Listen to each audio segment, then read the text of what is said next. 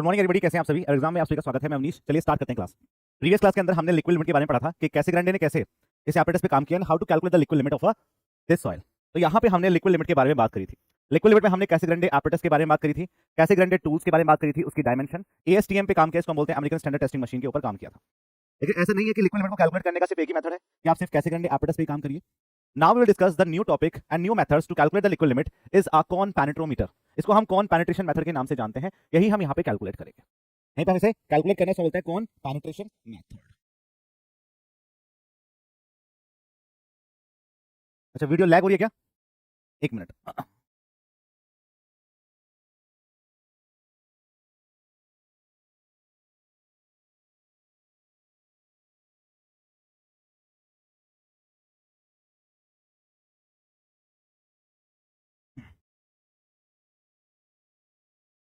Good morning. क्या मेरी आवाज सभी को आ रही है? ऑडियो एंड वीडियो दोनों क्लियर है?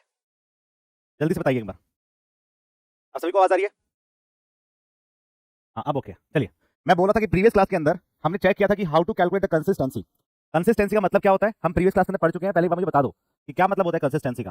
कंसिस्टेंसी मतलब ये होता है कि मैं अपनी सॉइल को कैसे इजीली डिफॉर्म कर सकता हूँ, ठीक है, या फिर आपकी सॉइल की फर्मनेस क्या है, कैसे उसको इजीली डिफॉर्म किया जा सकता है, कैसे उसके वाटर कंटेंट के चेंज करने से सॉइल की वाटर कंटेंट की प्रॉपर्टीज चेंज होती है, शीयर स्ट्रेंथ चेंज होती है, वो हम चेक कर रहे थे। जब हमने कंसिस्टेंसी के बारे में बात की तो हमने एटरबर्ग चार्ट के बारे में बात किया कि कैसे कैसे वाटर कंटेंट के बढ़ने से सॉइल जो एक सॉलिड फॉर्म में थी बाद में वो कन्वर्ट होके आपके पास क्या हो गया, फ्लूइड स्टेट में कन्वर्ट हो गया। वो सॉइल आपका बहना स्टार्ट हो गया, फ्लूइडिटी में कन्वर्ट हो गया। जो हम लिक्विड लिमिट की बात करते थे तो लिक्विड लिमिट को कैलकुलेट करने के दो मेथड हैं। पहले को हम बोल देते हैं कैसे ग्रांडे एपरेटस को आपने यूज किया, वहां पे आपने चेक किया कि कैसे हमारा जो 2 mm का गैप था उसको हम फिल करते हैं और जिस वाटर कंटेंट पे 25 नंबर ऑफ ब्लोस पे वो बढ़ना स्टार्ट कर देता है उसी को हम लिक्विड लिमिट वाटर कंटेंट के नाम से जान जाते हैं, ठीक है। फिर हमने देखा था कि भाई इसकी डायमेंशंस क्या है, जो कैसे ग्रांडे टूल्स पे आपने कटिंग की थी। फिर एएसटीएम पे काम किया।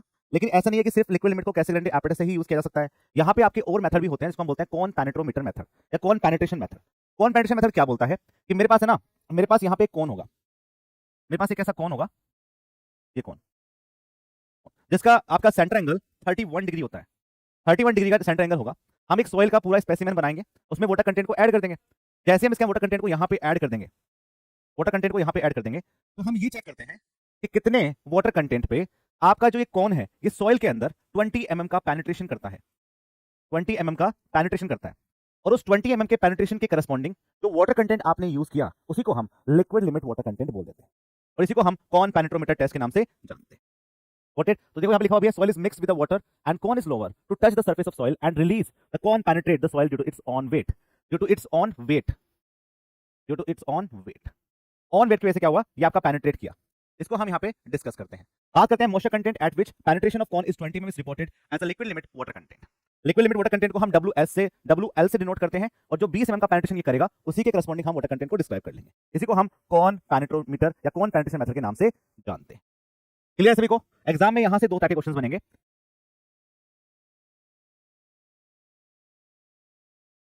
हेलो, मैं क्लास में करता हूं बाद में ना।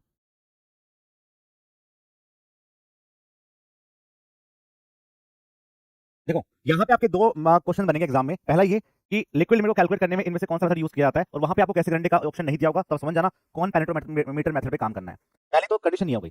सेकंड कंडीशन कि यहाँ पे जो पेनिट्रेशन हम चेक करते हैं, जहां पे हमें लिक्विड लिमिट चेक करनी होती है, वो 20 mm के पेनिट्रेशन पे काम करता है, ये भी आपको चेक कर लेना है। तो इन दो कंडीशन पे यहाँ पे काम करेंगे, ठीक है। यहाँ से हम आपके लिक्विड लिमिट को चेक करते हैं। नाउ चलते हैं हम नेक्स्ट टॉपिक की तरफ, जिसका नाम है आपके पास क्या, प्लास्टिक लिमिट। अब जैसे आपने लिक्विड लिमिट को चेक किया तो आपको एटॉमिक चार्ट तो याद होगा ना। जो बच्चे भूल गए हैं उनको समझा देता हूं मैं एक बार, जो बच्चे नए आए क्लास में वो भी देख लीजिए। ठीक है, ध्यान से। ये क्या था मेरे पास, ये था आपका सॉलिड स्टेट, ये आपका सॉलिड स्टेट है, ये आपका सेमी सॉलिड स्टेट है, ये आपका प्लास्टिक स्टेट है, ये आपका प्लास्टिक स्टेट है, और ये आपका लिक्विड स्टेट है। लिक्विड स्टेट है, ये लिक्विड लिमिट, ये आपकी प्लास्टिक लिमिट, ये आपकी श्रिंकेज लिमिट, ये कंडीशंस थी। और यहाँ पे आपका वॉल्यूम होता है, यहाँ पे आपका वाटर कंटेंट होता है। तो सबसे पहले आदित्य जरा ध्यान से देखो, हमने लिक्विड लिमिट कैलकुलेट कर लिया ना, उसके हमने दोनों मेथड्स पे काम किया। हमने उसके दोनों मेथड्स पे काम किया कि भाई कैसे हम लिक्विड लिमिट को कैलकुलेट करते हैं by the help of the Casagrande apparatus, और दूसरा हम प्लास्टिक लिमिट को कैलकुलेट करते हैं by the help of some condition. Plastic का मतलब क्या होता है पहले ये बताओ मुझे। हम बोलते हैं कि आपकी सॉइल के अंदर प्लास्टिसिटी है। क्या मतलब होता है प्लास्टिसिटी का? एग्जाम में क्वेश्चन बन चुका है ये भी।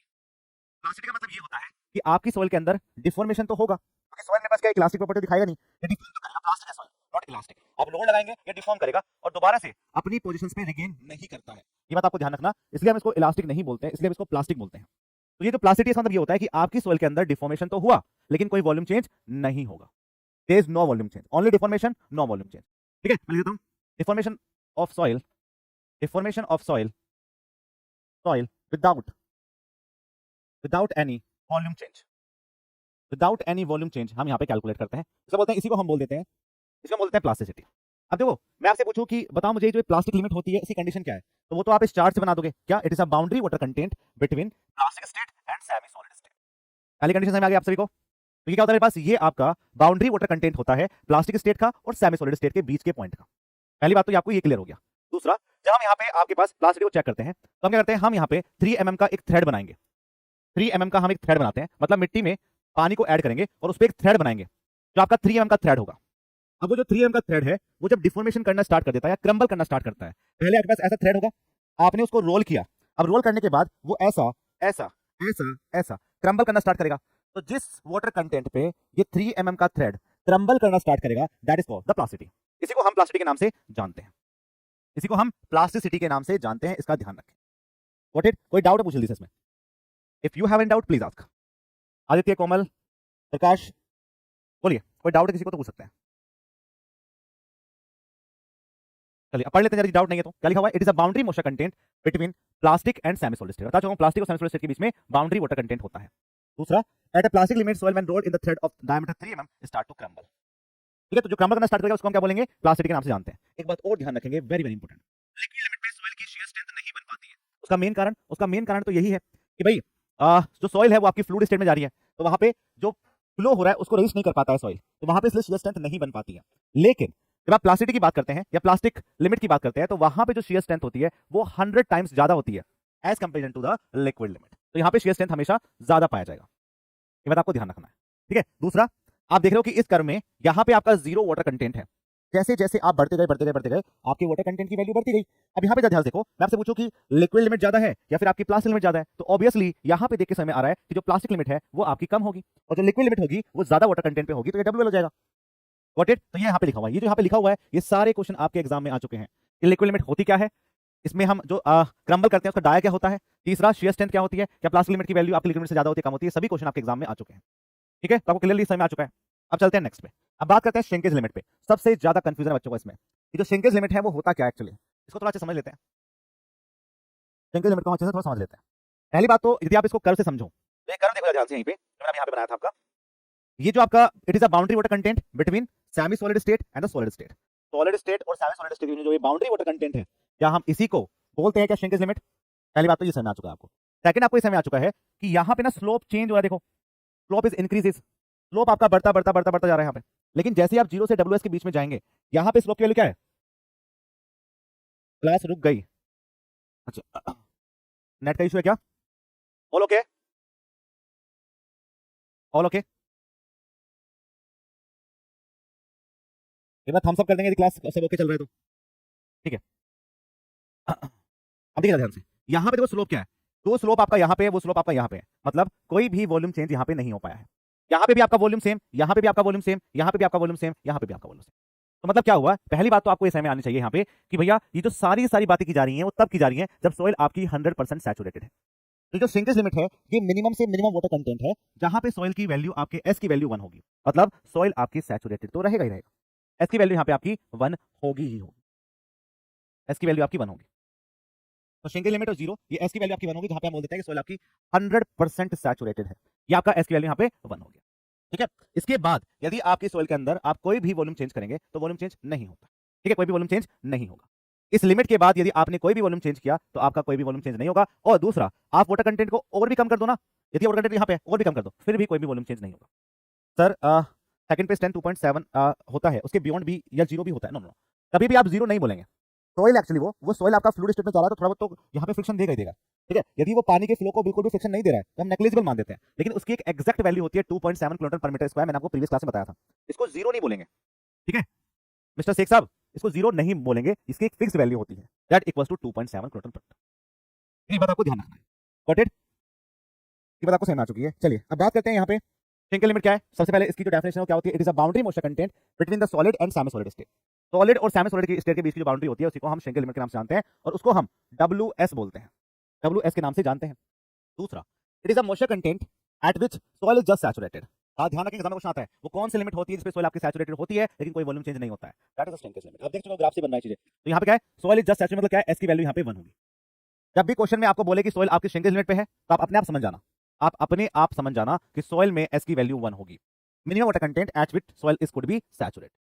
लिक्विड लिमिट के आगे तो सर ज्यादा पानी मिलेगा तो जीरो होगा, हम उसको डिफाइन नहीं कर पाते हैं। ठीक है, यदि और भी वाटर कंटेंट लगेगा तो हम बोल सकते हैं नेग्लिजिबल हो सकती है, लेकिन जीरो नहीं बोलते हैं। कहीं भी आपके बुक के अंदर डेफिनेशंस में जीरो नहीं बोला गया है उसमें। ठीक है, इस बात का ध्यान रखेंगे। It is a very negligible value and is a very fix value of 2.7 kiloton पर मीटर स्क्वायर। उस पर हम यहाँ पे काम करते हैं। ठीक है, चलिए अब तो क्या है कि श्रिंकेज लिमिट के केस में आपको यहाँ पे पहले एक डायग्राम बना के दिखाना पड़ेगा कि कैसे यहाँ पे वाटर कंटेंट चेंज हुआ। यहाँ पे आपका कैसे वाटर कंटेंट चेंज हुआ, देखिए। अब मुझे बताओ ये 2 फेज सिस्टम है या 3 फेज सिस्टम है। जब मैं सॉइल को श्रिंकेज लिमिट पे लेके जाऊंगा तो हम 2 फेज सिस्टम पे काम करेंगे या 3 फेज सिस्टम पे काम करेंगे, पहले तो मुझे ये बताओ।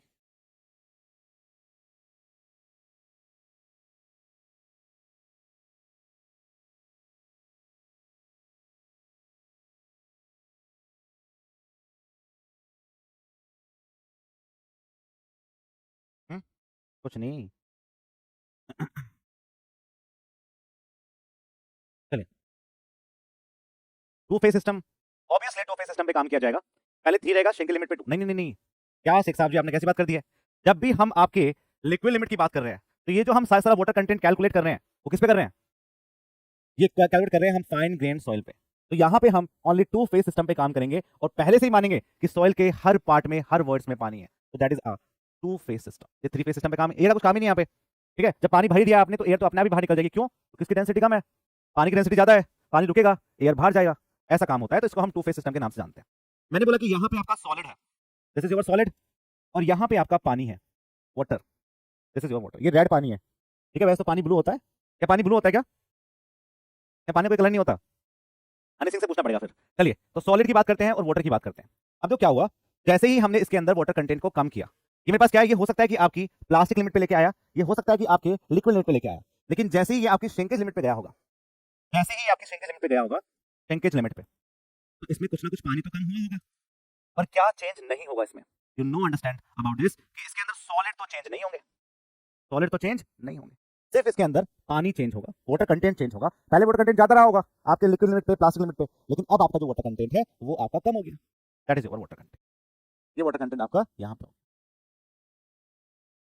ठीक है, अब हम क्या करते हैं, सब मान लेते हैं कि जो इनिशियल वॉल्यूम है वो आपका V1 है। V1 is your initial volume, और इसके करस्पॉन्डिंग जो आपका वेट होगा, क्या हम उसको W1 मान सकते हैं, W1 मैंने इसको मान लिया। अब मुझे एक बात बताओ, जब मैं श्रिंकेज लिमिट पे आ गया हूंगा तो यहाँ पे आपका वॉल्यूम अब कम हुआ होगा, क्या इस वॉल्यूम को मैं VD मान लूं, क्या इसको मैं VD मान लूं, बोलिए, क्या हम इसको VD मान सकते हैं, क्या हम इसको VD मान सकते हैं, नहीं मान सकते हैं। हाँ, एक काम तो अच्छा करा आज, एक काम तो अच्छा हुआ आज, क्लास बंद नहीं हुई। ठीक है, तो मेरे पास क्या है, ये आपका VD हो गया। इसको VD मैं क्यों मान रहा हूँ, वाई मैंने इसको VD माना, जल्दी से बोलो यार, मतलब क्लास में आप बोलोगे, रिस्पॉन्स दोगे, तभी तो फायदा है, वरना मुझे तो बताना ही सब कुछ, मुझे सब पता है। तो क्यों बोलेंगे इसको VD, क्योंकि भाई आपको पता है श्रिंकेज लिमिट के बाद आपका कोई भी वॉल्यूम चेंज नहीं होगा, और ड्राई वॉल्यूम ही तो होता है। जो हम बोल देते हैं कि भैया अब आपका ड्राई डेंसिटी अचीव हो चुकी है, अब हमारे पास ड्राई वॉल्यूम आ चुका है, अब आपका जो वॉल्यूम है वो चेंज नहीं होगा। क्या हम इसको VD मान सकते हैं, जैसे मैंने इसको VD माना है क्योंकि अब इसके बाद श्रिंकेज लिमिट के बाद कोई भी वॉल्यूम चेंज नहीं होने वाला। Simple concept. दूसरा, मैं आपसे पूछूं कि ये जो वाटर कंटेंट का चेंज हुआ है ये कितना हुआ है, कितना हुआ ये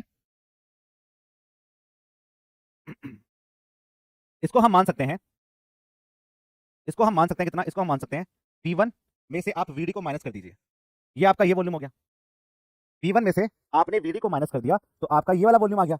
अब मैं आपसे पूछूं, आप इसको वेट में बता दो, इसको आप वेट के रिस्पेक्ट में बता दो, तो क्या ये वेट आपका V1 माइनस के VD इंटू गामा डब्ल्यू हो जाएगा, V1 माइनस के VD इंटू गामा डब्ल्यू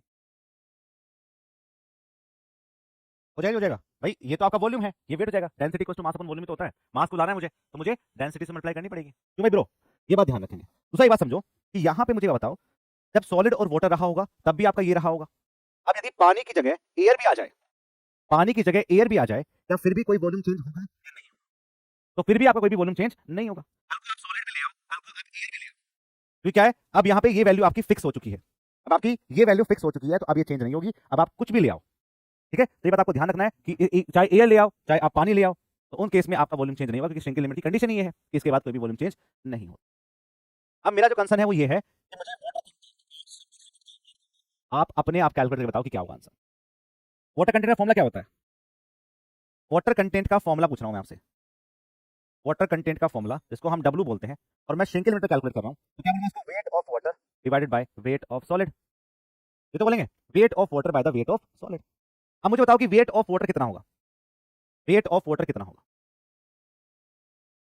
बोलिए। यदि आपका ये पूरा पूरा W1 है और इसमें से मैं ये WS, ये इसको क्या बोलेंगे? इसको हम WS बोलेंगे। ये आपका वेट ऑफ सॉलिड है।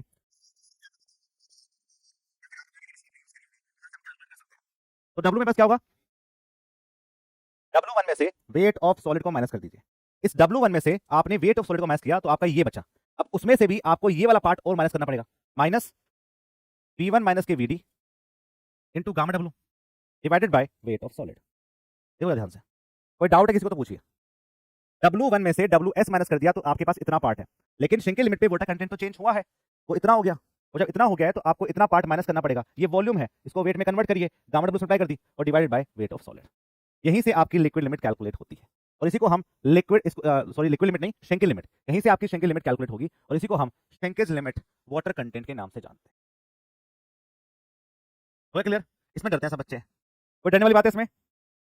बोलो। डरेगा नहीं, मेरी क्लास का बच्चा डरेगा तो बिल्कुल नहीं। हम डरा के आएंगे दूसरे को। मैं आपको ऐसे तरीके से सिखाऊंगा कि जो बोलता है बच्चे कि हमें बहुत कुछ आता है, तो आप उनको डरा भी सकते हो कुछ चीजें नई नई उससे पूछ के। ठीक है, ठीक है भाई, तो हर चीज को तैयार रहेंगे हम। जो बच्चे ज्यादा बनते हैं कि हम तो यहाँ फलाना कुछ नहीं पढ़ रहे हैं, तो उनको डरा के भी आएंगे हम। नहीं, पहले पहले सीख लें अच्छे से। चलिए अब देखो ध्यान से। अब जैसे आपने श्रिंकेज लिमिट कैलकुलेट की या वाटर कंटेंट श्रिंकेज लिमिट पे कैलकुलेट किया, ऐसे इस श्रिंकेज लिमिट वाटर कंटेंट से आप स्पेसिफिक ग्रेविटी को भी कैलकुलेट कर सकते हैं। इसको स्पेसिफिक ग्रेविटी को भी कैलकुलेट कर सकते हैं। कैसे? देखो मैं इसको bye the help of shrinkage limit, by the help of shrinkage limit, by the help of shrinkage limit, we also calculate we also calculate specific gravity of solid, specific gravity of solid, specific gravity of solid, specific gravity of, इसको भी हम calculate कर सकते हैं। कैसे? क्या formula होता है जीएस का? स्पेसिफिक का फॉर्मूला होता है gamma S by gamma W, that equals to weight of solid divide by VS into gamma W. अब मुझे बताओ कि जो वीएस गामा डब्ल्यू है वो क्या है? वीएस गामा डब्ल्यू को हम कैसे कैलकुलेट करेंगे? बोलो। वीएस गामा डब्ल्यू को हम कैसे कैलकुलेट करेंगे? मतलब मुझे मुझे क्या चाहिए? मुझे वेट ऑफ वाटर चाहिए, लेकिन वो पानी चाहिए जहां पे आपके सॉलिड आए हैं। तो हम क्या करेंगे? हम ऐसा कर देते हैं, ये आपका डब्ल्यू एस था, ठीक है, और वीएस गामा डब्ल्यू क्या है मेरे पास? ये भी तो आपका वेट है, volume of solid respect to the water. बिल्कुल सही बात, एक साहब बढ़िया पढ़ रहे हैं आजकल। तो क्या मेरे पास ये, यदि मैं V1 में से W1 माइनस के WS कर दूं डिवाइडेड बाय गामा डब्ल्यू कर दूं इनटू गामा डब्ल्यू, ध्यान से देखो मैंने क्या किया। टोटल वॉल्यूम V1 था मेरा, मैंने W1 में से वेट, पूरे वेट में से वेट ऑफ सॉलिड को माइनस कर दिया, तो आपका वेट ऑफ वाटर आ गया। Weight of water divided by gamma W, volume of water आ गया, और उस वॉल्यूम ऑफ वाटर में से मैंने V1 को माइनस कर दिया, तो मेरे पास आ गया वॉल्यूम ऑफ सॉलिड आ गया, और इनटू गामा डब्ल्यू तो है ही। देखो मैंने क्या किया, देखो W1 में से WS माइनस करोगे तो आपका ये वाला वेट आ गया, ये वाला वेट आ गया, ये आपका क्या हुआ? ये आपका वेट ऑफ वाटर आ गया। ठीक है, V1 मेरे पास ये है और वेट ऑफ वाटर ये है, इसको मैं डिवाइड देता हूं गामा डब्ल्यू से, तो वॉल्यूम ऑफ वाटर आ गया। वॉल्यूम ऑफ वाटर, V1 में से वॉल्यूम ऑफ वाटर को माइनस कर दिया, तो क्या आपके पास ये VS नहीं आ गया? ये आपका VS नहीं आ गया? इसी को हम कैलकुलेट करते हैं। तो ध्यान रखिए इस बात को, श्रिंकेज लिमिट वाटर कंटेंट से हम आपकी स्पेसिफिक ग्रेविटी, आप सोच रहे होंगे सर यहां से क्यों नहीं कैलकुलेट किया? स्पेसिफिक ग्रेविटी आपकी पर्टिकुलर सॉइल की सेम रहती है, वो वाटर कंटेंट के बढ़ने या घटने से चेंज नहीं होगी, वो जो है वही रहेगी। इसलिए मैं बोल रहा हूं कि मैंने इसको चेंज नहीं किया, मैंने इसको इस पे ही काम कर लिया, और स्पेसिफिक ग्रेविटी क्या रहेगी आपकी? सेम रहेगी। तो GS equals to gamma S W S by V1 minus W S by gamma W into gamma W, यहां से आपकी स्पेसिफिक ग्रेविटी भी कैलकुलेट हो जाएगी। ठीक है, अब बात करेंगे श्रिंकेज रेशो के बारे में। अब हम श्रिंकेज रेशो भी कैलकुलेट करते हैं। श्रिंकेज रेशो, श्रिंकेज रेशो क्या होता है? श्रिंकेज रेशो आपके इस एटरबर्ग चार्ट पे डिपेंड करता है। जैसे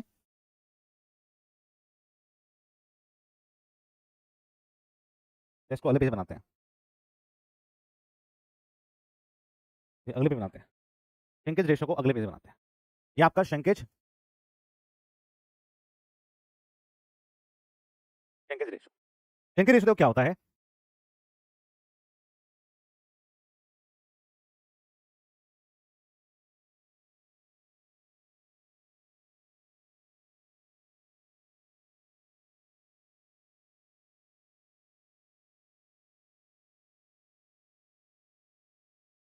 ये आपका वीडी होता है, डब्ल्यूएस, डब्ल्यूपी, डब्ल्यूएल और वीडी, वीपी और वीएल, यहाँ पे ये वैल्यू है। श्रिंकेज वाला फिर से क्योंकि क्लास बंद हो गई थी, है ऐसा हुआ था क्या? श्रिंकेज वाला कुछ नहीं बेटा, प्रकाश में आपको क्या चाहिए? स्पेसिफिक ग्रेविटी चाहिए, तो gamma S by gamma W निकालना है। गामा एस को आप W S by V S into gamma W कर सकते हैं। V S into gamma W क्या है मेरे पास? ये आपका वॉल्यूम ऑफ सॉलिड है, लेकिन विद रिस्पेक्ट टू वाटर आपको कैलकुलेट करना है, तो आपने वी एस निकाल लिया, इंटू गामा डब्ल्यू से मल्टीप्लाई कर दी, दैट इज स्पेसिफिक ग्रेविटी। बस ये था इसमें। अब बात करते हैं श्रिंकेज रेशियो के बारे में। श्रिंकेज रेशियो मेरे पास जो कैलकुलेशन होगी, it is a ratio of कि आपका जो वॉल्यूम का चेंज हुआ है वो कितना हुआ है with respect to the water content. Water content के रिस्पेक्ट में आपका कितना वॉल्यूम चेंज हुआ है, उसी को हम श्रिंकेज रेशियो के नाम से जानते हैं। कैसे? यदि आप बोलो कि VL minus K VP divided by, या ऐसे बोलो वीएल माइनस के VD divided by VD upon W L minus के डब्ल्यू एस, इसी को हम श्रिंकेज रेशियो बोलते हैं। ये जो आपका वीएल माइनस के वीडी डिवाइडेड बाय वीडी हुआ, इसी को हम इनटू 100, इसी को हम वॉल्यूमेट्रिक श्रिंकेज बोलते हैं। क्या बोलते हैं इसको? वॉल्यूमेट्रिक। इसी को हम वॉल्यूमेट्रिक श्रिंकेज के नाम से जानते हैं। वॉल्यूमेट्रिक, वॉल्यूमेट्रिक श्रिंकेज के नाम से जानते हैं। यदि मैं आपसे पूछूं कि वॉल्यूमेट्रिक श्रिंकेज की वैल्यू क्या होगी, तो आप बोलोगे volumetric shrinkage, volumetric shrinkage equals to shrinkage ratio into डब्ल्यू एल माइनस के डब्ल्यू एस। ये कुछ फॉर्मूले हैं जो आपको याद रखने हैं, एग्जाम में काम आएंगे। देखो ध्यान से एक बार, कोई डाउट है तो पूछ लीजिए इसमें।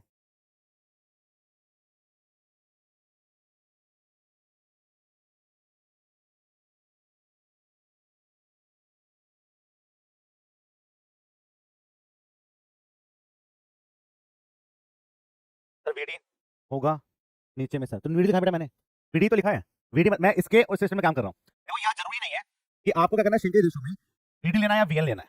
यदि मैं यहाँ से यहाँ पे काम कर रहा हूँ तो VL minus K VP upon VP, W L minus के डब्ल्यूपी करूंगा। यदि मैं यहाँ से यहाँ पे काम कर रहा हूँ तो वीएल माइनस के VD divide by VD upon W L minus के डब्ल्यू एस।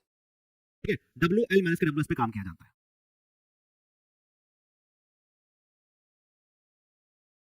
ठीक है, तो ऐसा कोई हार्ड एंड फास्ट रूल नहीं है कि आपको यहाँ पे वीडी लेना है, आप रटे मत चीज को। यदि आप रेशियो ले रहे हैं तो इसका रेशियो लेंगे ना, इसका लेंगे, इसका लेंगे या फिर इसका लेंगे। ये तो आप किसी भी रेशियो पे काम कर सकते हैं, इट डिपेंड्स ऑन यू कि आप किस पे काम कर रहे हैं। ठीक है, चलिए ये आपको समझ में आ गया? ठीक है, गॉट इट। तो सारी चीज समझ में आ चुकी है, कैसे निकालते हैं हम। ऑब्जेक्टिव पॉइंट ऑफ व्यू में बहुत कम चांस होता है कि आपसे श्रिंकेज लिमिट कैलकुलेट करने के लिए पूछे। बेसिकली आपसे ये पूछता है बताओ वो कौन सा रेशियो होता है इसमें हम volume change divide by change in water content करते हैं, that is over shrinkage ratio. ये बात आपको ध्यान रखनी है। नेक्स्ट नेक्स्ट हम बात करते हैं प्लास्टिसिटी इंडेक्स के बारे में। प्लास्टिसिटी इंडेक्स के बारे में बात करते हैं, इसको हम आईपी बोलते हैं। आईपी क्या होता है मेरे पास? आईपी होता है लिक्विड लिमिट माइनस के प्लास्टिक लिमिट। तो IP is a ratio of, IP is a ratio of, IP is not a ratio, it is a difference of liquid limit minus के प्लास्टिक लिमिट। लिक्विड लिमिट आप पढ़ चुके हैं, plastic limit आप पढ़ चुके हैं, उनके बीच में डिफरेंस होता है, उसी को हम प्लास्टिसिटी इंडेक्स के नाम से जानते हैं। प्लास्टिक इंडेक्स आपको ये बताता है कि जो सॉइल है उसकी कंसिस्टेंसी कैसी है, वो कितना स्टिफ है। जितना प्लास्टिक इंडेक्स ज्यादा आएगा उतनी आपकी कंसिस्टेंसी ज्यादा आएगी। ये देखो कैसे, आईपी वैल्यू 0 है तो नॉन प्लास्टिक हो गया। नॉन प्लास्टिक एग्जांपल क्या है? Sand, sand soil, Sandy soil. Sandy soil कौन सी होती है? सैंडी सॉइल वो होती है जिनके अंदर कोई भी कोहेजन नहीं होता है। ठीक है, cohesionless soil, cohesionless soil होती है कौन सी? Sandy soil. यदि वैल्यू आपकी 7 से कम है तो हम लो प्लास्टिक बोलेंगे, 7 से 17 है तो इसको हम मीडियम प्लास्टिक बोलेंगे, और जैसे ही वैल्यू आपकी 17 से ज्यादा हो जाती है तो हम इसको हाईली प्लास्टिक के नाम से जानते हैं। This is called highly plastic soil. यही बात आपको ध्यान रखना है। कभी कभी ऐसा होगा कि आपकी आईपी की वैल्यू नेगेटिव आ जाएगी। नेगेटिव कब आएगी? नेगेटिव तब आएगी जब आपकी लिक्विड लिमिट कम है और प्लास्टिक लिमिट ज्यादा है, तब भी आप इसको 0 एज्यूम करेंगे। सर ईएससी प्रीवियस ईयर में एक क्वेश्चन है, वीएस वी बराबर वीएस अपॉन 1 प्लस के जी इंटू डब्ल्यूएस, वो मैं करवाऊंगा और अभी आपका करना क्वेश्चन आएगा तो उसमें आ जाएगा। ठीक है, ऑब्जेक्टिव क्वेश्चन करवाऊंगा, उसमें करवा दूंगा, मैं करवाने सारे क्वेश्चन हैं। ठीक है, और वो अपने आप भी कर सकते हो, उसमें बहुत बड़ी चीज नहीं है, चीजें अपने आप हो जाएंगी। ये इसको रट भी लो साथ में। ठीक है, कि जो वी का फॉर्मुला होता है वो आपका वीएस 1 प्लस के डब्ल्यू इंटू जीएस होता है, ये फॉर्मुला होता है। ठीक है, करवाऊंगा वैसे मैं इसको, एक क्वेश्चन मैंने मेंस में भी करवाया था और इस बार भी करवाऊंगा, टेंशन मत लो उसको। बस अभी आपको श्रिंकेज लिमिट कैलकुलेट करना आना चाहिए। मैं भी आपको हायर लेवल पे नहीं लेके जा रहा हूं एकदम से, तो पहले मैं कैलकुलेट करना सिखा रहा हूं कि कैसे कैसे हम टर्म्स होते हैं, तो उसमें खेल तो हम खुद ही लेंगे बाद में, है ना। पहले सीख लो कि होते क्या है टर्म्स। चलिए अब बात करेंगे यहाँ पे आईपी वैल्यू 0 होती है in the case of Sandy soil, 10 to 15 silty soil, 15 से 100 क्ले सॉइल, और जैसे ही इसकी वैल्यू 200 से 250 हो जाती है तो इसको हम क्ले सॉइल या फिर ब्लैक सॉइल के नाम से जानते हैं। मतलब क्या हुआ कुल मिला के ये हुआ यदि सॉइल आपकी आईपी की वैल्यू 0 आ रही है, दैट मींस कि सॉइल के बीच में कोई भी फ्रिक्शन नहीं है, कोई भी कोहेजन नहीं है। आईपी वैल्यू बढ़ती जा रही है मतलब फ्रिक्शन डेवलप हो रहा है, और फ्रिक्शन फोर्स डेवलप होगा तो सॉइल आपकी इंटर पार्टिकल जो फोर्स होगा वो एक बड़ा रोल प्ले करेगा, और वो सिर्फ क्ले सॉइल के अंदर करता है, इसलिए आईपी की वैल्यू आपकी क्ले सॉइल केस में बढ़ती जाती है। Next, low plastic soil is used for the embankment become it is easy to compact. यदि फ्रिक्शन बहुत ज्यादा होगा तो आप अपनी सॉइल को कॉम्पैक्ट नहीं कर पाएंगे ना, इसलिए हम क्या बोलते हैं, इसलिए बोलते हैं यदि मेरे पास कोहेजन लेस सॉइल होती है, तो सॉइल आपकी कोहेजन लेस सॉइल है, तो उस केस में क्या होता है, उस केस में हम वाइब्रेशन करते हैं ना, उस केस में हम वाइब्रेशन करते हैं, और उसके अंदर क्या होता है, उसके अंदर इमीडिएट सेटलमेंट होता है, इमीडिएट सेटलमेंट होगा, इमीडिएट सेटलमेंट होगा, इमीडिएट सेटलमेंट होगा। ठीक है, तो क्या होगा जब ये इमीडिएट सेटलमेंट होगा मेरे पास यहाँ पे, तो आपको ये क्लियरली समझ में आ चुका है इस वाले केस में कि कोहेजनलेस सॉइल केस में आपको कॉम्पैक्ट करना इजी होता है।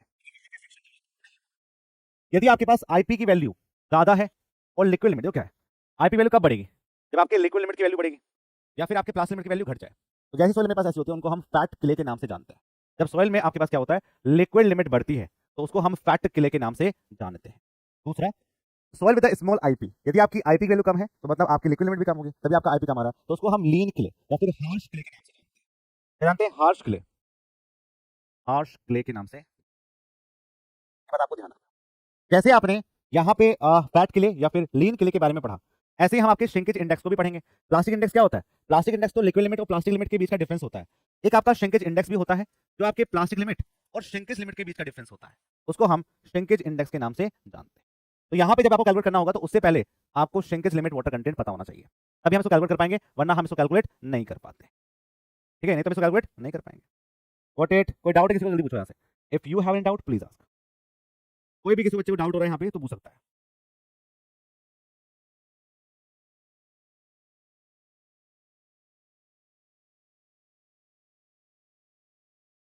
कोई डाउट नहीं। चलिए हम बात करते हैं कंसिस्टेंसी इंडेक्स की। कंसिस्टेंसी इंडेक्स को हम रिलेटिव इंडेक्स जैसा ही बोलते हैं।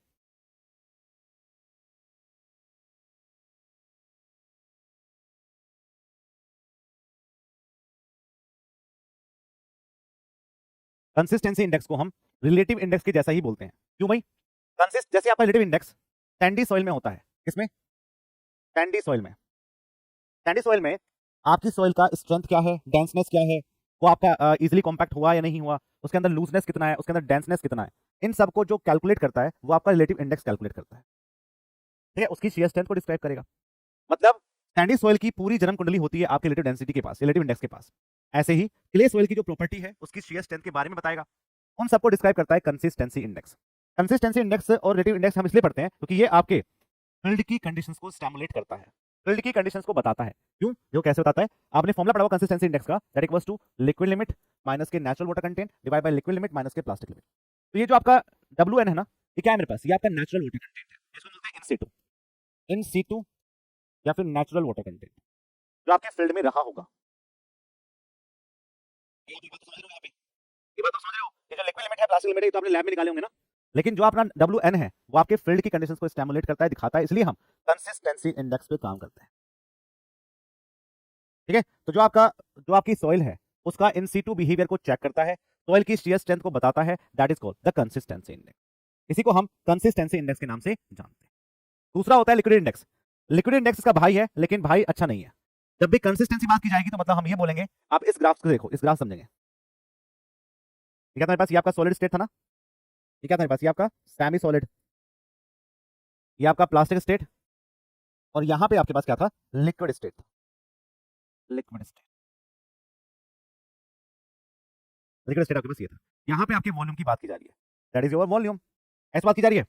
अब ध्यान से जल्दी से, यदि मैं कंसिस्टेंसी की बात कर रहा हूं तो मतलब सॉइल आपके सॉलिड फॉर्म में जा रही है, सॉलिड फॉर्म में जा रही है।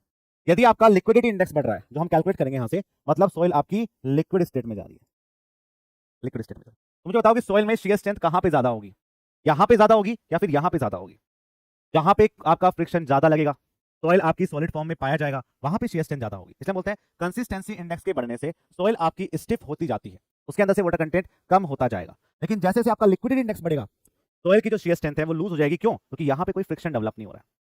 जब कोई फ्रिक्शन डेवलप नहीं होता है तो क्या होता है, जब फ्रिक्शन डेवलप नहीं होगा तो सॉइल आपकी लिक्विड फॉर्म में चली जाएगी।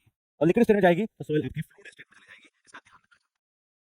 तो it is called the liquidity index. ये जो आपका लिक्विडिटी इंडेक्स है इसको क्या बोलते हैं? WN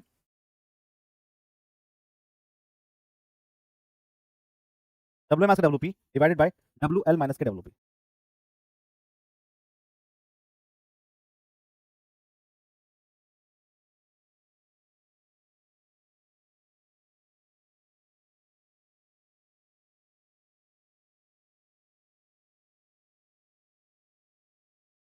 ये तो इसको IL equals to WM minus WP divided by WL minus WP पे काम किया जाएगा।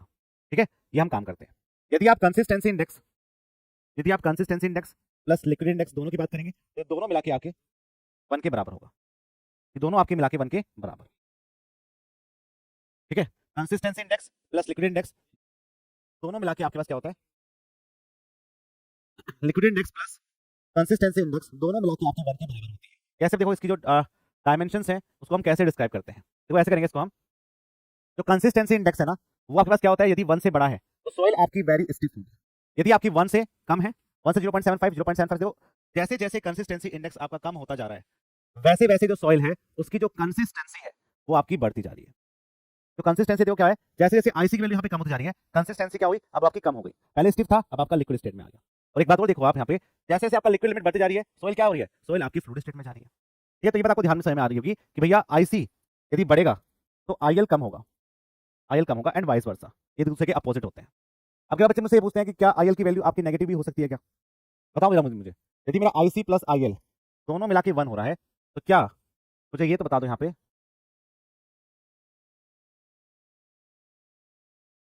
बता दो कि जो आईएल की वैल्यू है क्या वो नेगेटिव भी हो सकती है? नहीं।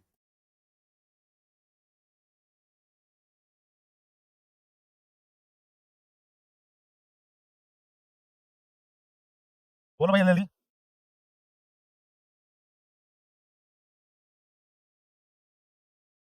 अरे बोलो। हो सकती है। किस केस में सिक्स साहब? किस केस में आपके आईएल की वैल्यू नेगेटिव हो सकती है? देखो हमें ना इस पंगे में नहीं पड़ना है कि नेगेटिव होगी या नहीं होगी, हो सकती है नेगेटिव हो जाए भाई, जब लेस देन 0 है तो हो सकता है कि वैल्यू आपकी नेगेटिव हो जाए। हमें बस ये देखना है कि कंसिस्टेंसी और लिक्विड लिमिट दोनों मिला के 1 होना चाहिए।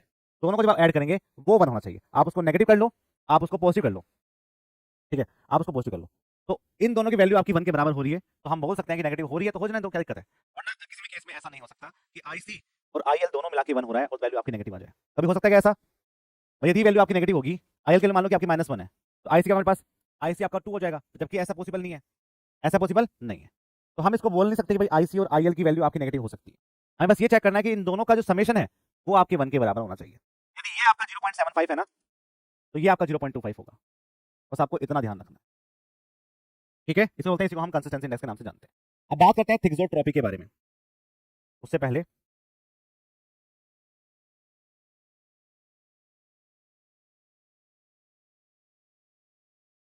एक टेबल याद करने की जरूरत है। टेबल के पूछ रही है एग्जाम में, जितना मैंने यहाँ पे लिखवाया उसको सब कुछ करना है आपको, उसमें कुछ नहीं छोड़ सकते आप।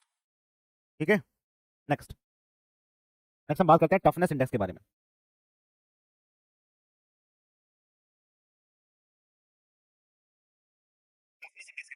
जिसको हम आईटी बोलते हैं, आईटी। जो टफनेस इंडेक्स है it is a ratio of, किसका रेशियो है? ये आपका रेशियो है, it is a ratio of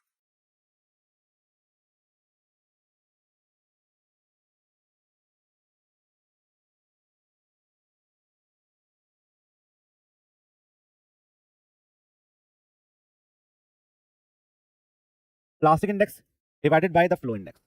plastic index और फ्लो इंडेक्स का रेशियो होता है आपके पास क्या? IT. IT equals to IP divided by IF. इन दोनों के रेशियो पे काम करता है। यहाँ पे जो आईपी है उस आईपी को हम प्लास्टिसिटी इंडेक्स के नाम से जानते हैं, प्लास्टिसिटी इंडेक्स के नाम से जानते हैं। और जो आपका आईएफ है उसको हम फ्लो इंडेक्स के नाम से जानते हैं। फ्लो इंडेक्स तो आप पढ़ चुके हैं, पहले पढ़ चुके हैं ना। आईपी क्या होता है? आईपी आपका होता है WL माइनस के WP। और ये जो फ्लो इंडेक्स क्या होता है मेरे पास, ये आपका होता था W1 minus W2 divided by log 10 base N2 by N1, N2 by N1। इसकी हम बात करते हैं। टफनेस इंडेक्स क्या इंडिकेट करता है? टफनेस इंडेक्स आपका इंडिकेट करता है कि आपके सॉइल की शियर स्ट्रेंथ क्या है एट अ प्लास्टिक लिमिट। ठीक है, तो मैं लिखूंगा it indicates it indicates shear strength of soil it's indicate shear strength of soil. It indicates shear strength of soil at plastic limit. At plastic limit. ठीक है, ये आपकी shear strength of soil को इंडिकेट करता है plastic limit पे. ठीक है, ये बात आपको ध्यान रखनी है, एग्जाम में क्वेश्चन बन सकता है. अब बात आती है इस IT की वैल्यू कितनी कितनी पाई जाएगी. ठीक है, वैसे तो क्या होता है, इस IT की वैल्यू 0 से 3 के बीच में लाई करती है. लेकिन यदि आपकी IT की वैल्यू इज लेस देन 1 आ रही है तो हम बोलेंगे सॉइल आपकी फ्राइबल है. क्या है, सॉइल आपके पास फ्राइबल है. ये आपकी फ्राइबल सॉइल है. फ्राइबल सॉइल क्या होता है, इजीली क्रशेबल सॉइल है.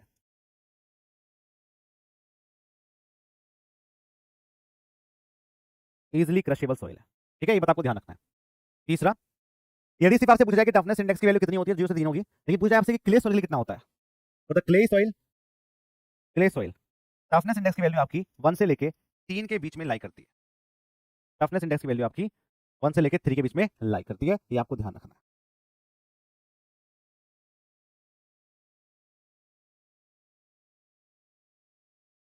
ठीक है, सभी को बात, कोई दिक्कत?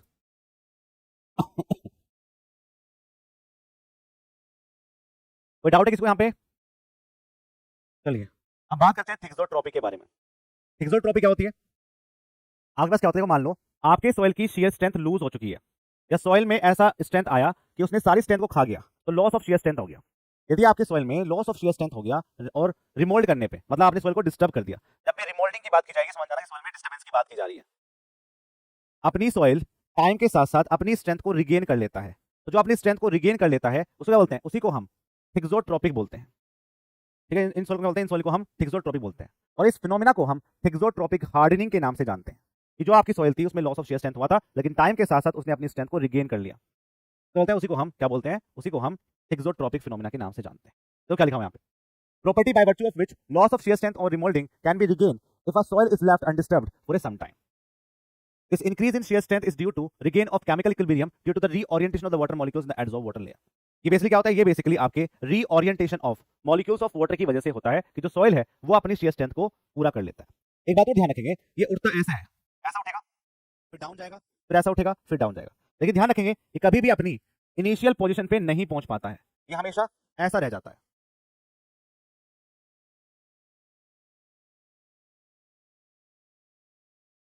ठीक है, ये क्या होगा, ये पास पूरी तरह से अपनी इनिशियल पोजीशन को तो नहीं मिल पाएगा, लेकिन कुछ ना कुछ इसके अंदर स्ट्रेंथ तो रहेगी, कुछ ना कुछ इसके अंदर शियर स्ट्रेंथ तो यहाँ पे डेवलप रहेगा ही रहेगा.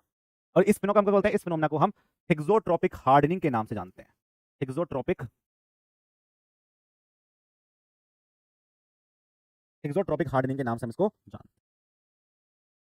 ठीक है, बहुत समय सभी को, कोई दिक्कत इसको? अब तो मुझे बताओ, उससे पहले मुझे बताओ सेंसिटिविटी क्या होती है. सेंसिटिविटी मतलब क्या होता है, सेंसिटिविटी द रेशियो ऑफ कि आपकी सॉइल अनडिस्टर्ब थी तो उसकी शियर स्ट्रेंथ क्या थी, और जब आपने इसको डिस्टर्ब कर दिया तब उसकी शियर स्ट्रेंथ क्या है. तो ये जो आपका रेशियो है इसको डिस्क्राइब करता है, इसी को हम सेंसिटिविटी के नाम से जानते हैं. इसी बोलेंगे, इसी को हम सेंसिटिविटी के नाम से जानेंगे. तो it is a ratio of unconfined compressive strength of undisturbed soil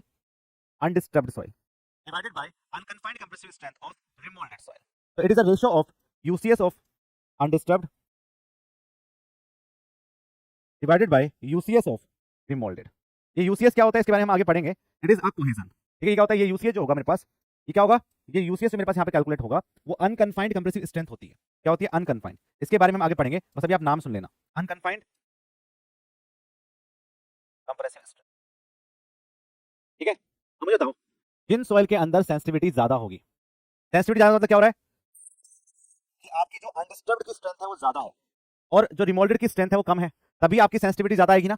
Jin soil की सेंसिटिविटी ज्यादा है, क्या उनके अंदर ये थिक्सोट्रॉपी का फिनोमेना ज्यादा होगा या कम होगा? जल्दी बोलिए, जल्दी से बोलिए,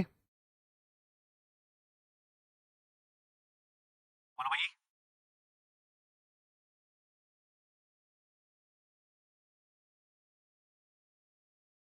ये बच्चा बोल रहा है यस सर, और सब क्या कर रहे हैं, और सब क्या करने आए क्लास में आज, बताओ भाई.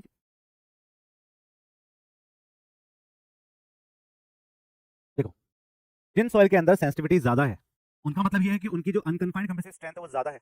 अनकन्फाइंड कंप्रेसिव स्ट्रेंथ किसकी ज्यादा होती है, क्ले सॉइल की ज्यादा होती है. क्यों, क्या करता है वो पानी को रिटेन कर सकता है, और जो रीओरिएंटेशन ऑफ पार्टिकल होगा ठीक है, जो रीओरिएंटेशन ऑफ पार्टिकल्स होगा वो आपके वाटर कंटेंट की वजह से होता है, और जब वाटर कंटेंट की वजह से होगा तो वहां पे आपकी थिक्सोट्रोपिक हार्डनिंग भी ज्यादा होगी। तो अगर लिख सकते हैं larger is the sensitivity of soil, larger is the sensitivity of soil, sensitivity of soil, larger is, larger is thixotropic, thixotropic hardening, larger is thixotropic hardening, thixotropic hardening उतनी ही आपकी। पेंटा वाटर कमीशन की वैकेंसी का क्या चक्कर है, please बता दीजिए एक बार। अगर उन्होंने बोला है कि डिपार्टमेंट में वैकेंसीज का नहीं बोला, उन्होंने बोला कि इसके अंदर इतनी भर चुकी है, बची हुई मेरे पास कम है, लेकिन कितनी गवर्नमेंट देगी, हमने गवर्नमेंट को मेमोरेंडम दे दिया कि इतना बचा हुआ है आपके पास, 180 करीब बची हुई सेंट्रल वाटर कमीशन के अंदर वैकेंसी, वो दे दिया। अब गवर्नमेंट कितना लेता है इस साल उसके बारे में बात की जा रही है। ठीक है, ऐसा नहीं है कि इस बार नील हो जाएगी 2022 में, नील की बात नहीं कर रहा है वहाँ पे, वो बात ये कर रहा है कि हमारे पास इतना भर चुका है और इतना अभी बचा हुआ है। ठीक है, नील का मतलब ये है कि इतनी भर गई है हमारे पास, यदि हमारी इतनी जरूरत थी तो इतनी भर गई है, और 180 अभी बची हुई है वैकेंसीज। यदि इनको गवर्नमेंट लेता है, अभी गवर्नमेंट ने नहीं लिया तो उसने उसको नील दिखा दिया, यदि गवर्नमेंट इसको लेता है तो वो क्या हुआ भाई, अब क्या होते हैं अलग डिपार्टमेंट वैकेंसीज भर के दे देते हैं गवर्नमेंट को, अब गवर्नमेंट उसमें से कितना लेता है उसकी मर्जी है। ठीक है, ये बात की जा रही है। तो ऐसा सोचो कि नील रहेगी वैकेंसी, हो सकता है कि नील भी हो जाए, लेकिन मैक्सिमम चांस ये है कि यहाँ पे 180 करीब वैकेंसी आपके सेंट्रल वाटर कमीशन में आएगी, ये कंडीशन है इसकी। ओके, तो थिक्सोट्रोपिक हार्डनिंग की मैं बात कर रहा था कि larger is the sensitivity of soil, larger is thixotropic hardening का फिनोमेना होगा, यही बात आपको ध्यान रखना है। नेक्स्ट, जो सेंसिटिविटी की वैल्यू है वो क्या होती है मेरे पास, ये Q undisturbed by Q remoulded, जैसे जैसे सेंसिटिविटी बढ़ेगी वैसे वैसे आप क्ले की तरफ बढ़ते जाएंगे, क्विक क्ले की तरफ या फिर एक्स्ट्रा सेंसिटिव क्ले की तरफ बढ़ते जाएंगे। देख भी रहे होंगे आप, ये नॉर्मल सेंसिटिव के बाद एग्जाम पूछा गया कि नॉर्मल सेंसिटिव कितना होता है, तो 4 होता है, सेंसिटिव आपका 4 से 8 होता है, और जैसी वैल्यू आपकी 16 से बढ़ जाती है इसको हम क्विक क्ले के नाम से जानते हैं। जिन सॉइल की सेंसिटिविटी ज्यादा होती है उन सॉइल की थिक्सोट्रोपिक हार्डनिंग भी ज्यादा होती है। Sensitivity can be less than 1, आपकी सेंसिटिविटी 1 से कम भी हो सकती है, मतलब ऐसी सॉइल जिनके अंदर कोई भी डिस्टर्बेंस क्रिएट नहीं हो सकता है उनको हम फिजर्ड क्ले के नाम से जानते हैं। किस नाम जानेंगे, fissured clay, that is called the fissured, इसको हम फिजर्ड क्ले के नाम से जानते हैं। ये टेबल आपको याद करनी है, एग्जाम में क्वेश्चन कई बार बन चुका है, इसको भूलेंगे नहीं। ठीक है भाई, नेक्स्ट, नेक्स्ट हम बात करते हैं एक्टिविटी। जब भी एक्टिविटी की बात की जाती है ना तो हम क्ले मिनरल्स पे काम करते हैं, ध्यान रखेंगे इस बात को, एक्टिविटी का मतलब क्ले मिनरल्स होता है, क्ले मिनरल्स। आपको पता है कि आपकी सॉइल के अंदर 3 टाइप के क्ले मिनरल्स पाए जाते हैं, कौन कौन से, इनलाइट, वैसे हम इसके बारे में पढ़ेंगे अच्छे से, इनलाइट, कैलोनाइट और मॉन्ट, मॉन्ट मोरिलोनाइट, ये 3 टाइप के क्ले मिनरल्स पाए जाते हैं। इनमें जो आपका ये मॉन्ट मोरिलोनाइट क्ले मिनरल्स है ना, ये थोड़ा निकम्मा है, क्यों, क्योंकि इसके अंदर स्वेलिंग श्रिंकेज प्रॉपर्टी बहुत ज्यादा पाई जाती है, स्वेलिंग एंड श्रिंकेज प्रॉपर्टी बहुत ज्यादा पाई जाती है। तो हम आपकी सॉइल के अंदर यही एक्टिविटी चेक करते हैं कि किसके अंदर स्वेलिंग श्रिंकेज पाया गया या नहीं पाया। जिन सॉइल के अंदर स्वेलिंग श्रिंकेज ज्यादा होगा उन सॉइल की एक्टिविटी ज्यादा होगी, जिनमें नहीं होगा उनकी एक्टिविटी कम होगी। तो ये जो एक्टिविटी है इसको हम डिस्क्राइब करते हैं आईपी और percentage of clay fraction, percentage of clay fraction पे काम करते हैं। जो आपका ये क्ले फ्रैक्शन है, क्या यही आपका पार्टिकल लेस देन 2 माइक्रोन होता है, मैंने आपको बताया था कि जो लेस देन 2 माइक्रोन होते हैं वही आपके क्ले पार्टिकल होंगे, उनको हम चेक करते हैं। यहाँ पे जो एक्टिविटी है वो तीन तीन पार्ट में आएगी। ठीक है, 0.75 से कम, 0.75 से 1.25 और 1.25। बेसिकली जब आपके 3 क्ले मिनरल्स हैं तो उनके लिए एक्टिविटी 3 ही रहेगी। कैसे, जैसे मैं बात करूं आपके पास जो ये वाली आपकी एक्टिविटी है जिसमें इनएक्टिव सॉइल है वो आपकी कैलनाइट में रहेगी, 0.75 से 1.25 रहेगी वो आपके इलाइट में रहेगी, और जैसे ही आपकी जो एक्टिविटी है वो 1.25 से ज्यादा हो जाती है तो आप समझ जाना कि अब जो क्ले मिनरल्स आपकी सॉइल के अंदर पाया गया वो कौन सा है, वो आपका मॉन्ट मोरिलोनाइट क्ले मिनरल्स पाया गया है। और जो ये आपका मॉन्ट मोरिलोनाइट क्ले मिनरल्स पाया गया है इसकी वजह से ये कंडीशंस डेवलप हो रही। ठीक है, एग्जाम में क्वेश्चन बन चुका है, ये भी याद रखेंगे इस चीज को। नेक्स्ट, अब कुछ क्वेश्चंस करने से पहले एक न्यूमेरिकल लगाते हैं, पहले न्यूमेरिकल करते हैं। चलिए क्वेश्चन करिए आप, क्वेश्चन करेंगे न्यूमेरिकल। सर अपना कैलकुलेटर निकाल लो। यहाँ पे मेरे पास क्या है, यहाँ पे मेरे पास क्ले है, क्ले ए है, यहाँ मेरे पास क्ले बी है, क्ले ए है,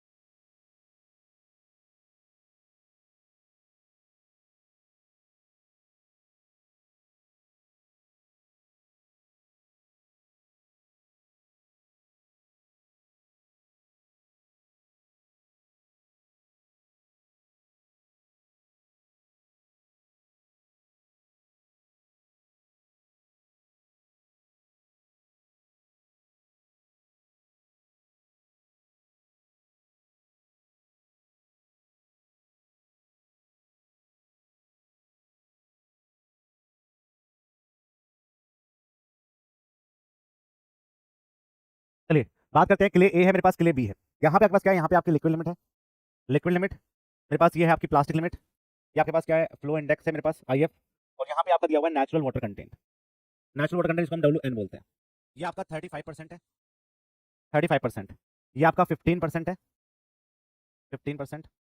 ये आपका 8% है, ये आपका 4% है, नहीं ये आपका 30% है, दिस इज 30%। ये आपका 30% है क्ले ए। क्ले बी की बात करेंगे हम, तो ये आपका 65% है, ये आपका 20% है, 20%। ये आपका 4% है, और ये भी आपका 30%। क्वेश्चन है, क्वेश्चन मेरे पास ये है, which of two soil is, A option है मेरे पास more plastic, more plastic, more plastic. First बात तो ये ध्यान रखेंगे। Second, better foundation material, better foundation material, better foundation material. Better strength at plastic limit, at plastic limit, better strength at plastic limit. ठीक है, ठीक है, हम बात करेंगे यहाँ पे मोर कंप्रेसिबिलिटी, मोर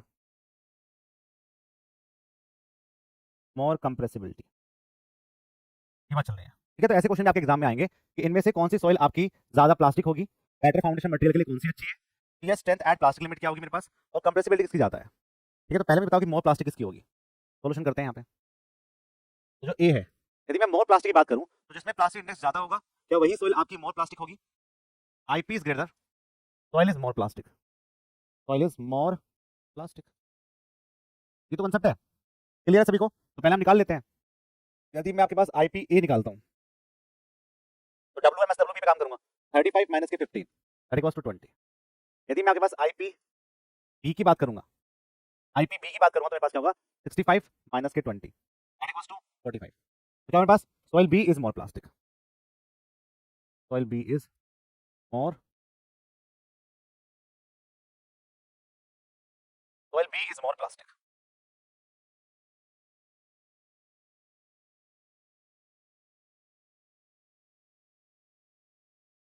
ठीक है, सेकंड हम बात करते हैं बेटर फाउंडेशन मटेरियल।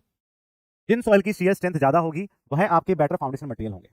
जब भी बेटर फाउंडेशन मटेरियल की बात की जाएगी तो हम कंसिस्टेंसी इंडेक्स को कैलकुलेट करेंगे। तो जो बी पार्ट होगा, for better foundation material, for better foundation material,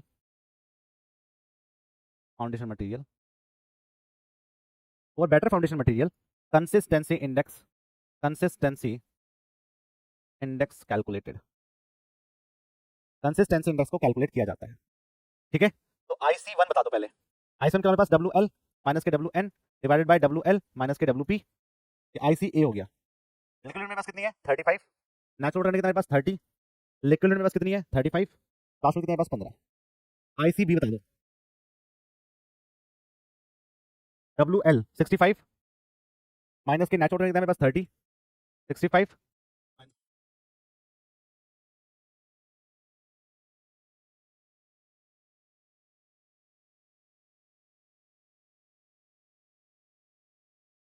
तो फर्स्ट वाली क्या 0.25 आ रही है, 0.25, और इसका 0.75, 0.25 और 0.75 पे काम किया जा रहा है। ये बताओ मेरे पास कौन सा मेरे पास ज्यादा अच्छा फाउंडेशन मटेरियल होगा, तो यहाँ भी बी बाजी मार गया है। तो soil B is better, better foundation material, better foundation material. ठीक है, गॉट इट। बात करते हैं better strength at plastic limit. Better strength at plastic limit क्या होगी बताइए। C, better strength at plastic, better strength at plastic, better strength at plastic limit. तो we will calculate the toughness index. यहां पे हमें टफनेस इंडेक्स कैलकुलेट करना पड़ेगा।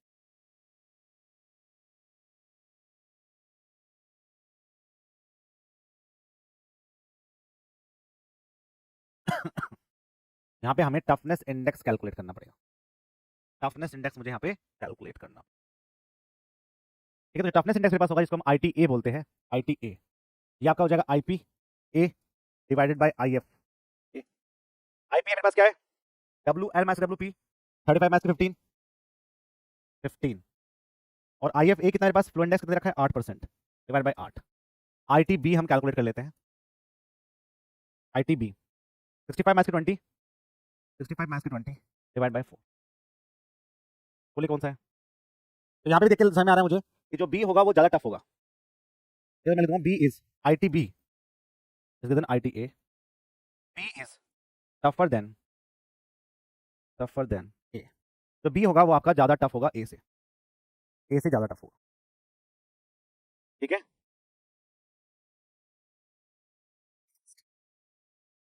अब बात करेंगे कंप्रेसिबिलिटी की। नेक्स्ट मेरे पास मोर कंप्रेसिबल, कौन सी सॉइल आपकी ज्यादा कंप्रेसिबल रहेगी? तो कंप्रेसिबिलिटी क्या होगी, जो कंप्रेसिबिलिटी के केस में आगे आप एक फॉर्मुला पढ़ेंगे सीसी का, CC equals to 0.009 liquid limit minus के 10, ये आप फॉर्मुला पढ़ेंगे आगे जाके। ठीक है, जब आप थोड़े से बड़े हो जाओगे ना, अभी छोटे बच्चे हो अभी आप, जब आप थोड़े से बड़े हो जाओगे तो आप ये वाला फॉर्मुला पढ़ोगे। इसको हम बोलते हैं क्या, इसको बोलते हैं compression index, that is called the compression index. ठीक है, तो कंप्रेशन इंडेक्स क्या होता है, कंप्रेशन इंडेक्स क्या होगा, कंप्रेशन इंडेक्स जो होता है CC is dilution to liquid limit. जिनकी लिक्विड लिमिट ज्यादा होगी वो ज्यादा कंप्रेस हो सकते हैं, जिनकी लिक्विड लिमिट कम होगी वो कम आपके कंप्रेस हो सकते हैं। ये बात आपको ध्यान रखनी है। अब देखो ध्यान से, किसकी कंप्रेसिबिलिटी ज्यादा है, किसकी लिक्विड लिमिट ज्यादा है, क्ले बी की लिक्विड लिमिट ज्यादा है एज कंपेयर टू क्ले ए। क्या आपकी क्ले बी ज्यादा कंप्रेसिबल नहीं होगी? तो हम बात करेंगे WLB, WLB इज WLA, तो क्या बोलेंगे, soil B is more compressible, soil B is more compressible soil B is more compressible than soil A। ठीक है, ये बात आपको ध्यान रखनी है। इसी के साथ आपका जो फर्स्ट चैप्टर है वो कंप्लीट हो गया। सबसे बड़ा चैप्टर आपका फर्स्ट चैप्टर ही था, इसमें आपकी 6 क्लास लगी है, 6 क्लास लगी है। ठीक है, तो 6 क्लास के अंदर हमने इसको कंप्लीट कर लिया, 6 क्लास के अंदर हमने इसको कंप्लीट कर लिया है और फर्स्ट चैप्टर आपका कंप्लीट हो गया है।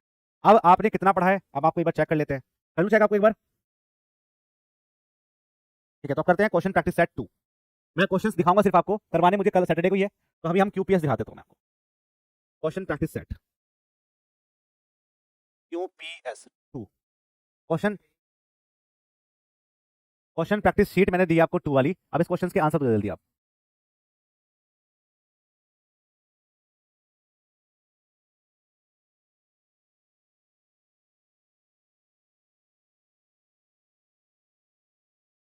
चलिए,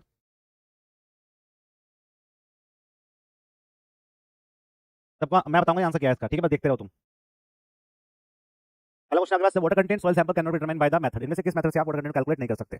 oven drawing, alcohol, calcium carbide, pipette. ठीक है, आंसर इसका डी, जो पिपेट मेथड है उससे हम कैलकुलेट नहीं कर सकते। Next question number 2, an organic soil sample is kept in a oven for its water content determination, the temperature preferred. बताइए, एक बार आपकी थ्योरी कंप्लीट हो जाती है तो क्वेश्चन करने में मजा आता है, आपके ऊपर एक कॉन्फिडेंस आता है कि हाँ हम सही कर रहे हैं। तो an organic soil sample is kept in a oven for its water content determination, the temperature preferred is. अरे ऑर्गेनिक सॉइल की बात कर रहा है जो बच्चे, इसका आंसर 80 दे रहे हैं बेटा, वो जिप्सम के लिए होता है। ध्यान से पढ़ो जाके अपने नोट्स एक बार। आंसर क्या होगा इसका, ए होगा, दैट इज 60 डिग्री। जब ऑर्गेनिक की बात की जाएगी तो 60, जब जिप्सम की बात की जाएगी तो 80। दोनों ऑप्शन है ना यहाँ पे। नेक्स्ट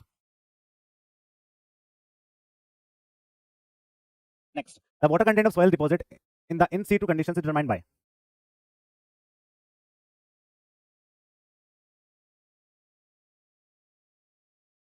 बोलिए, क्या बोल रहा है, water content of soil deposit in situ condition. In situ condition कौन सी होती है, जो आपकी फील्ड की कंडीशन को बात करता है, किसकी, फील्ड कंडीशन को। सबका आंसर गलत है, जितने बच्चे यहाँ पे जवाब दे रहे हैं। फील्ड कंडीशन, हाँ प्रकाश ने सही आंसर दिया है। आंसर क्या है, ए। रेडिएशन मेथड हम सिर्फ फील्ड की बात करते हैं, रेडिएशन मेथड हम सिर्फ फील्ड की बात करते हैं, और जो और मेथड्स होते हैं वो सब क्या होते हैं, वो सब आपके लैब टेस्ट होते हैं, लैब में किए जाते हैं।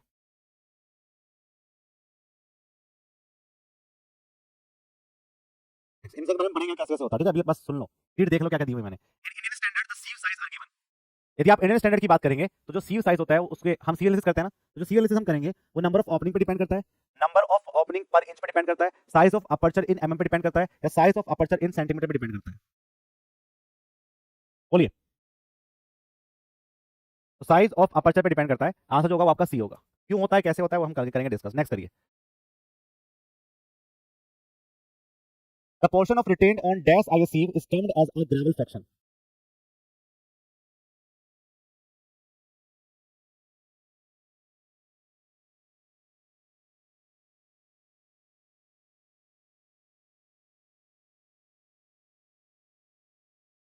बोलिए। तो जो आपके पास 4.75 mm की स्टील के ऊपर बचेंगे उसको क्या बोलेंगे, उनको हम ग्रेवल बोलेंगे। इसलिए क्या होगा, यहाँ पे ए होगा। Next next with the following assumptions is wrong with respect to the sedimentation analysis. इनमें से कौन सा assumptions आपका रॉन्ग है as per the sedimentation analysis. Sedimentation तो आपको याद है ना, जिन पार्टिकल साइज आपका 75 माइक्रोन से छोटा होता है उसके अंदर हम सेडिमेंटेशन या वेट एनालिसिस करते हैं। ये पूछ रहा है कि इनमें से कौन सा आपके पास स्टेटमेंट रॉन्ग होगा। 12 particle are spherical, particle are settled independent of other particles, do not have a effect on the velocity of settlement, the particles have a different specific gravity, the wall of jar in which the suspension is kept do not affect the settlement। बेटा B क्या होगा इसका, हम discrete particle settling पे काम करते हैं, मुझे बताना नहीं है वैसे इसका क्या आंसर है, बाद में बताऊंगा। आंसर जो होगा इसका पूछा रॉन्ग क्या है, रॉन्ग पूछा क्वेश्चन में आपसे, तो रॉन्ग कौन सा हमारे पास यहाँ पे 12 particle has a different specific gravity, तो जो आंसर होगा वो मेरे पास क्या होगा, सी होगा। सी आपका यहाँ पे रॉन्ग है, स्पेसिफिक ग्रेविटी सेम रहती है। नेक्स्ट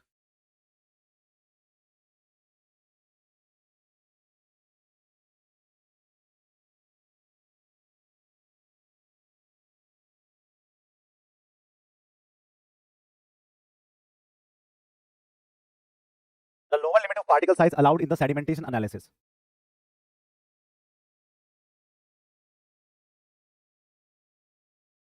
ठीक है, तो lower limit of particle size allowed in the sedimentation analysis. आपको पता है सेडिमेंटेशन एनालिसिस जो हम करते हैं जिसको हम वेट एनालिसिस बोलते हैं, वो क्या करता है, वो आपका 0.2 mm से लेके 0.2 माइक्रोन पे काम करता है। बताना नहीं है आंसर मुझे, तो आंसर क्या होगा, ए होगा। ए यहाँ पे करेक्ट है। नेक्स्ट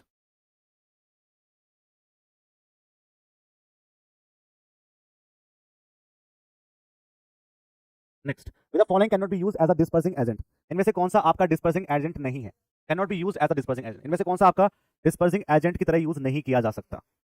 ठीक है, sodium oxalate, sodium polyphosphate, sodium silicate, sodium oxide. बताइए।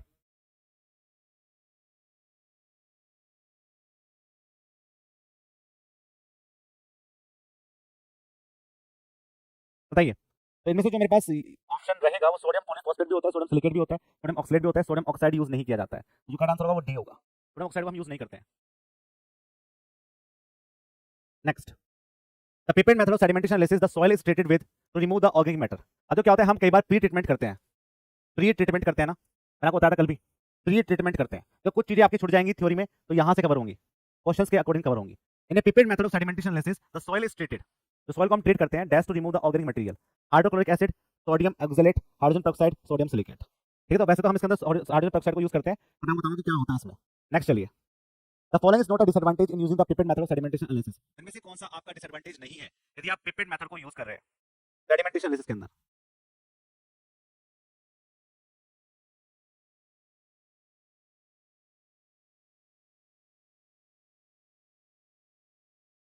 डिसएडवांटेज कौन सा डिसएडवांटेज होगा, it is method of process is simple. ये डिसएडवांटेज थोड़ी है, यदि कोई मेथड सिंपल बन रहा है तो दिस इज एडवांटेज ना, मोर टाइम तो डिसएडवांटेज है ना, ज्यादा टाइम खाएगा। तो कौन सा है, the method is process simple, simple process होता है।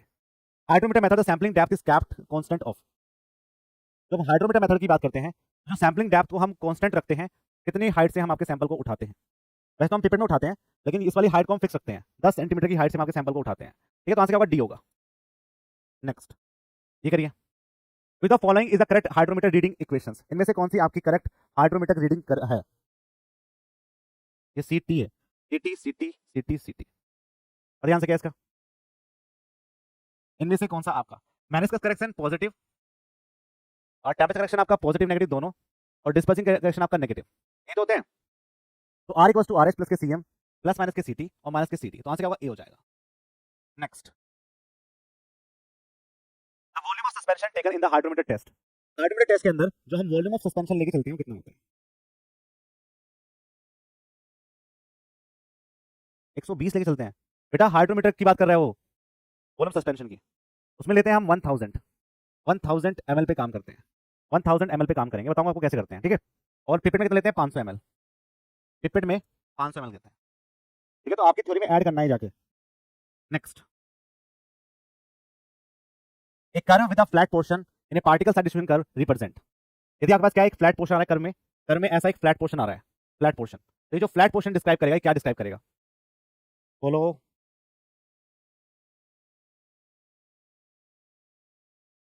ठीक है, इसका मतलब, इसका मेन मतलब ये है कि जो इंटरमीडिएट पार्टिकल है वो आपके प्रेजेंट नहीं है। ये करेक्ट आंसर है। नेक्स्ट, नेक्स्ट करेंगे। ये पार्टिकल साइज डिस्ट्रीब्यूशन कर्व, जिसको हम जीएसडी कर्व बोलते हैं, वो हमें क्या बताता है? प्रॉपर्टीज बताता है सॉइल की, टाइप ऑफ सॉइल बताएगा। बहुत ही कंफ्यूजिंग ऑप्शन लाया हूं मैं, ठीक है। और ये नए क्वेश्चन आपको बुक के अंदर नहीं मिलेंगे, आप सोचो किसी बुक के अंदर मिल जाएंगे। ये कॉन्सेप्ट की क्लियरिटी के लिए है। ओके, क्वेश्चन तो फिर आप लगाए सारी यदि आपकी क्लियर होगी तो बताओ।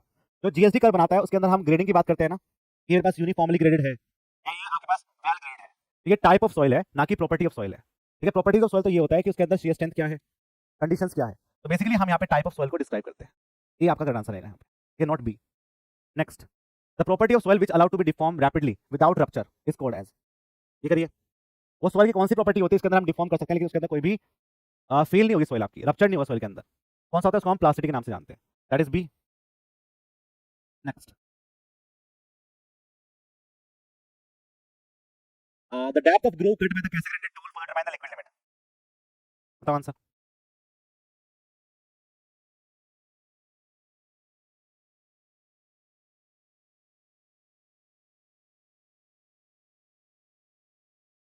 बोलो बेटा, डेप्थ पूछा है, डेप्थ, डेप्थ पूछा है, डेप्थ ऑफ ग्रूव। अरे जब हम काटते हैं ग्रूव को तो ग्रूव ऐसे कटता है, ऐसा तो होता है, ऐसा ऐसा। तो ये यहाँ की जो डेप्थ है वो 2 mm है, ये विड्थ है 2 mm। ठीक है, तो यदि आप टूल की देखेंगे, टूल ऐसा होता है। वैसे मैं क्यों समझा रहा हूँ, आंसर जो होगा वो आपका 8 mm होगा, डी। ठीक है, डी आंसर होगा, समझाना थोड़ी है मुझे। Next, what is the diameter of the, what is diameter of sieve that is used for finding the liquid limit. Liquid limit को फाइंड करने के लिए हम जो डायमीटर ऑफ सीव लेते हैं वो कौन से लेते हैं? तो ये आंसर होगा क्या? तब बताओ आंसर।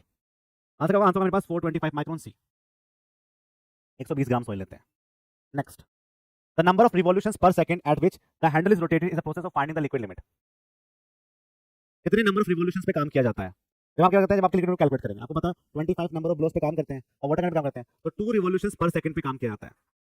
तो 2 रिवॉल्यूशंस, तो 2 रिवॉल्यूशंस पर सेकंड पे काम किया जाता है। ठीक है, तो ए आपका आंसर होगा। नेक्स्ट, ये पूछ रहा है जब हम कॉन पेनिट्रेशन मेथड को यूज करते हैं तो उसमें जो एक कोन होता है, इस कोन का जो ये एंगल है, ये एंगल पूछ रहा है कितना है। आज ही पढ़ाया था मैंने आपको, यदि आपने पढ़ा हो तो। क्या होता है? That is 31 degree. Next,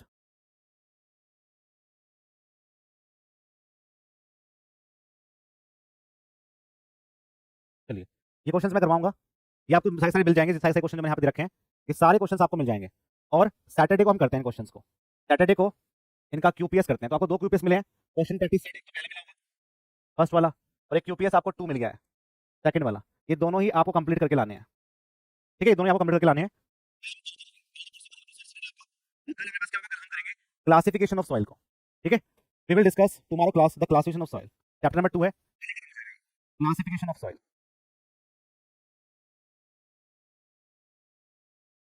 classification of soil, classification of soil, ये हम पढ़ेंगे कल, ये आपको ध्यान रखना है। ठीक है सर, कल वाला भी पीडीएफ अपलोड नहीं हुआ, कल वाला पीडीएफ नहीं मिल पाएगा आपको क्योंकि वो सेव नहीं हो पाया, बीच में लाइट झूम। आज की जो पीडीएफ है वो मिल जाएगी आपको। ठीक है, मैं चेक करवाता हूँ यदि वो कुछ काट के बना दे आपको पीडीएफ, तो वो मैं चेक करवा देता हूँ, लेकिन आज की भी जो पीडीएफ मैं डलवा देता हूँ। ठीक है, साथ में क्वेश्चन के साथ भी मिलते हैं फिर आपके नेक्स्ट क्लास के अंदर, तब तक के लिए बाय बाय। अच्छा, पीडीएफ सिर्फ ऐप में ही ओपन होती है, अच्छा उसका भी करवाते हैं, चलो उसका भी कुछ। वैसे आप जाके वेबसाइट पे लॉगिन कर लीजिए, वहां से भी आपकी अपलोड हो जाती है। ठीक है, वहां से आप डाउनलोड कर सकते हैं। यदि आप वेबसाइट exam.org में जाएंगे, अपने लॉगिन आईडी पासवर्ड डालेंगे, वहां पे कोर्स में जाएंगे, वहां पे पीडीएफ आएगी, सारी पीडीएफ आपकी एक क्लिक पे सारी सारी हो जाती है। ठीक है, वहां से कर लीजिए। ओके, मिलते हैं फिर, वीडियो डाउनलोड का ऑप्शन भी आ जाएगा, आ जाता है वो रोज। ठीक है, तो पहले क्लास में भी आ चुका है, तो इसमें भी आ जाएगा।